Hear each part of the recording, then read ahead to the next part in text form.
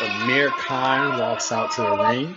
So, Teofimo Lopez, folks, whew, knocks out Tatli with a nice straight body stab jab to the front section. Like I said, he'd knock him out in 4. He knocked him out in 5. He said he wouldn't go past 6. So hey, we were right somewhere in there, right? What you can't say nothing really bad about that performance.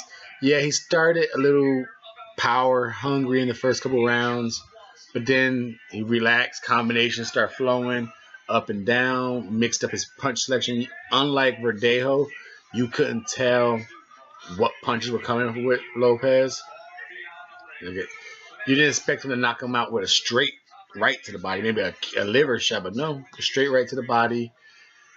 You just the only thing is, I just don't know what he is to do now. Like he says, he wants Lopez. I mean, he wants Lomachenko, but Lomachenko's like, dude, I fight people. I fight number ones and belts, and if Lopez can't get that Luke Campbell fight, considering that David Haney just is about to sign with his matchroom deal, you most likely figured Haney and Campbell's going to fight over on the zone. And if Garcia does vacate that title, most likely that's going to be bumped for that title fight because Campbell won that eliminator to challenge Garcia. Where does that leave Teofimo Lopez, who's looking good? He's entering that Anthony Yard realm. That's the realm now when you need to start stepping up competition. Now, give him credit. Tatli was a ranked fighter. Yard ain't fighting too many ranked fighters, but until now I got this title shot. The only thing I can think of right now, if Lopez doesn't want to go up to 140 right now, I could only think of Top Rank. Now, of course, Top Rank could give him any opponents around the world, but within their stable, what can they give him that the crowd can constantly? Because with Teofimo Lopez, he's talking a lot of shit, backing it up.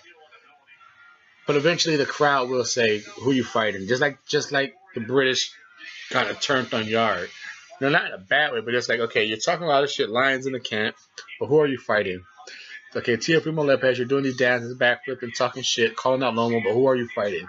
Give him credit like that. He fought Tatli, a higher rank opponent, threw out great punch selection. You didn't know what punches were coming. Had the power shots, had the soft shots, knocked him out with a body shot. Now, me, myself, I'm thinking if, the lights are going crazy, Crawford's in the ring.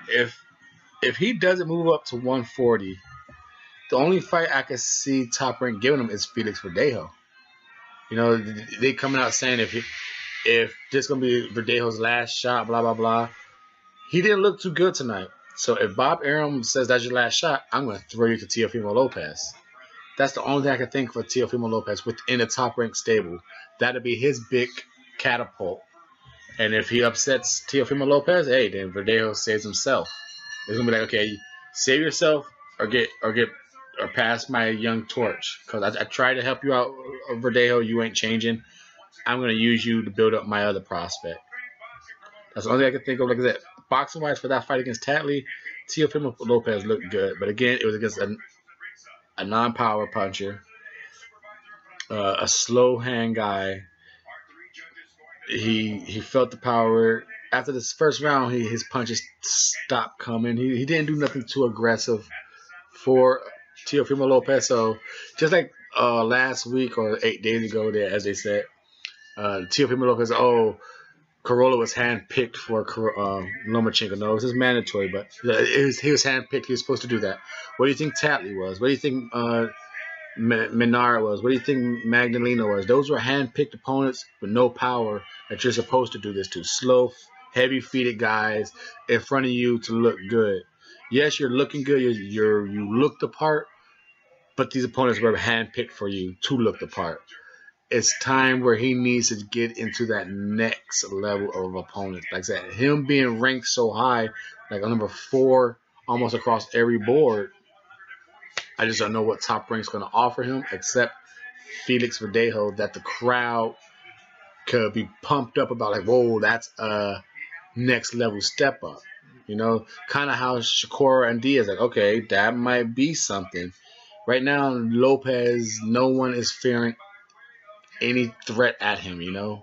Felix Verdejo, especially if they want to make him a headliner, you put that in a small room in Madison Square Garden, that shit's going to sell out. Thank you for the time and support. This is the Double RT Boxing Show. See you around.